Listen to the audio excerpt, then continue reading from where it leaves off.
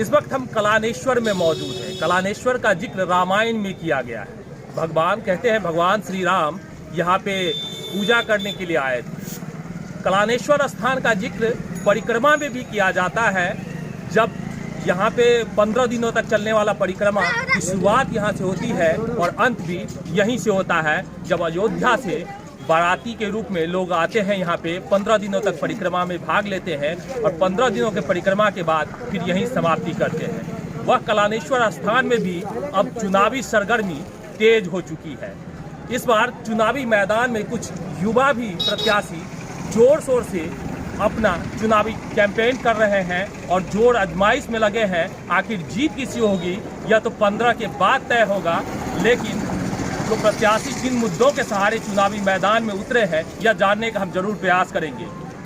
पंचायती त्रिस्तरीय पंचायती राज व्यवस्था में कई सारे खामियां भी हैं तो कई सारे खूबियां भी हैं। आप किन खामियों को दूर करने का प्रयास करेंगे, किन खूबियों के सहारे चुनावी मैदान में? कमियां तो बहुत है, तो कमियां पे बात ना करके हम खूबियों पे बात करेंगे। यदि आज पंचायत में बहुत सारी योजनाएं गवर्नमेंट के द्वारा दिया जाता है, जो योजना जो गांव के निचले स्तर के लोग हैं उनको मिलना चाहिए, जो नहीं मिल पाता वो पंचायती योजना के तहत हम लोग कर सकते हैं। जैसे राशन की व्यवस्था है, राशन कार्ड जहाँ हम लोग घूम रहे हैं, सबसे ज़्यादा समस्या यहाँ के लोगों को राशन कार्ड, जो भी गरीब तबके के लोग हैं जिनको पहुँच नहीं है, जिनका पावर नहीं है, उनको राशन कार्ड नहीं है, तो वो पहला मेरा प्राथमिकता है कि ये राशन कार्ड उसको मिले। दूसरा है कि यहाँ पे शिक्षा का व्यवस्था। आज ही हम लोग सब संगठन से बिलोंग करते हैं, पिछले 5 साल एजुकेशन को लेकर काम किया, संघर्ष किया। यहाँ पे जो स्कूल की व्यवस्था है वो पूरा लड़का स्वास्थ्य व्यवस्था यहाँ वेंटिलेटर, हमारे यहाँ 2 स्वास्थ्य केंद्र आज तो खुला नहीं। केंद्र सरकार के द्वारा भी अपग्रेड अस्पताल मेरे गांव में है, बिटूर में अवस्थित है, वो भी आज तक कभी खुला नहीं। तो हमारा मुद्दा है कि शिक्षा स्वास्थ्य बेहतर हो, स्वरोजगार को लेकर के हम लोग युवाओं को बढ़ावा देना चाहते हैं, महिलाओं जीविका संगठन को मजबूत करना चाहते हैं।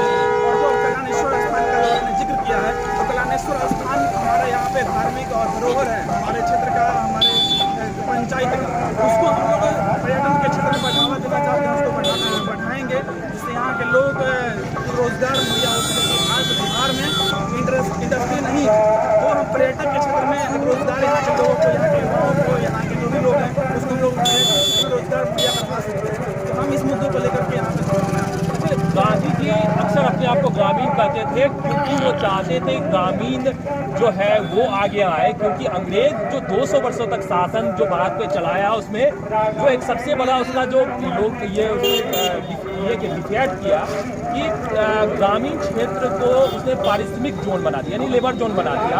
और एमएसयू भी काफ़ी ज़्यादा मुद्दा उठाती रही है कि ग्रामीण क्षेत्रों को लेबर जोन से निकालना चाहिए, ताकि जो अंग्रेजी हुकूमत 200 वर्षों तक लेबर जोन बना करके उसने हुकूमत किया और इस हुकूमत को तोड़ना है तो उसे इससे बाहर निकालना। लेकिन अभी भी हम देखते हैं ग्रामीण परिवेश लेबर जोन ही बन के रह गया, तो फिर महात्मा गांधी का जो ये सपना था पंचायती राज सरकार का वो निरर्थक हो जाता है। तो क्या लगता है आज़ादी के इतने वर्ष गुजर जाने के बाद भी लगभग जो पंचायती राज की जो परिकल्पना लगभग 143 वर्ष गुजर जाने के बाद भी, तो ये जो परिकल्पना जिसने किया था अंग्रेज अधिकारी ने, महात्मा गांधी ने, उन सारी परिकल्पनाओं को ये धूमिल करता है या परिकल्पना? बिल्कुल, देखिए पंचायती राज व्यवस्था जो है यहाँ के गांव के जो निचले तबके के लोग हैं उनके लिए बनाया गया, उनको मजबूत करने के लिए बनाया गया है। और जो लेबर जोन की बात है, आज गांव का जो क्षेत्र है लेबर जोन बन के ही रह गया है। यहाँ के लोग 300 रुपया मजदूरी भी नहीं कर पाते हैं। मनरेगा में इतना सारा योजना आता है लेकिन किसी मजदूर को योजना का लाभ नहीं मिल पाता है। तो ग्रामीण क्षेत्र में ग्राम स्वराज का बहुत अपना एक महत्व है, गांधी जी का एक सपना था, लेकिन आज स्वराज तो खत्म हो चुका है। यहाँ के जो प्रतिनिधि हैं जो अपना बिजनेस खोल के रखे हैं, 50 लाख रुपया में इन्वेस्ट करेंगे तो 1 करोड़ रुपया 5 करोड़ रुपया कैसे कमाएंगे। यहाँ पे योजनाएं तो खत्म हो चुकी है। मुद्दा है सिर्फ तो हम इतना रुपया खर्च कर रहे हैं, इतना रुपये में इतना वोट लेके आएंगे, लेकिन यहाँ के लोगों की ज़रूरतें क्या है, यहाँ के आम लोगों की ज़रूरत क्या है, यहाँ के जो मजदूर वर्ग के लोग हैं उनको रोज़गार कैसे मिलेगा।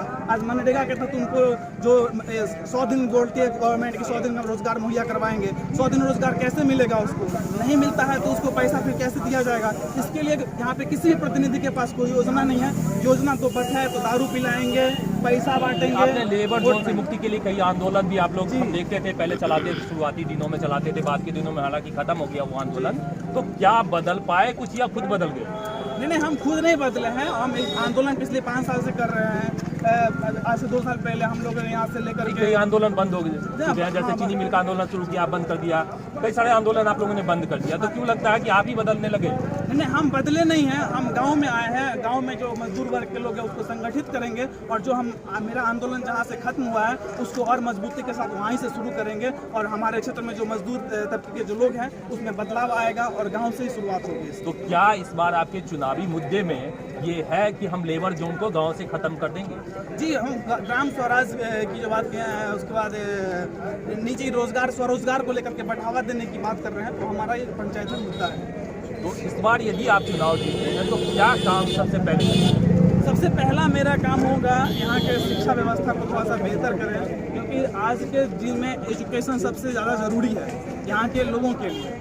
आज एजुकेशन खत्म हो चुका है। यहाँ के किसी प्रतिनिधि को एजुकेशन से कोई मतलब नहीं है। सिर्फ इसलिए मतलब नहीं है क्योंकि वो चाहते हैं कि वो मूर्ख रहे, हमारा समाज मूर्ख रहे और हमको वोट देता रहे। तो सबसे मेरा पहला प्राथमिकता है कि एजुकेशन को बेहतर करना है। ये राघवेंद्र रमन है जो MSU से जुड़े हुए हैं और काफ़ी ज़्यादा सक्रिय भी रहे हैं। जो खास करके जो लेबर जोन से मुक्ति की बात होती है, तब जब जिले में लेबर जोन की मुक्ति की बातें होती है तो उसमें काफ़ी ज़्यादा सक्रिय आंदोलन में भी रहे हैं। देखना होगा चुनाव में, ग्रामीण स्तर के जब चुनाव लड़ते हैं तो उसमें क्या होता है, क्योंकि यहाँ पर काफ़ी ज़्यादा क्षेत्रीय मुद्दे रहते हैं जिस मुद्दों के सहारे चुनाव जीता या हारा जाता है। तो उन मुद्दों में कितनी ये सफलता पाते हैं आने वाला वक्त बताएगा। फिलहाल हम चाहेंगे आपसे अलविदा, तब तक इतना ही।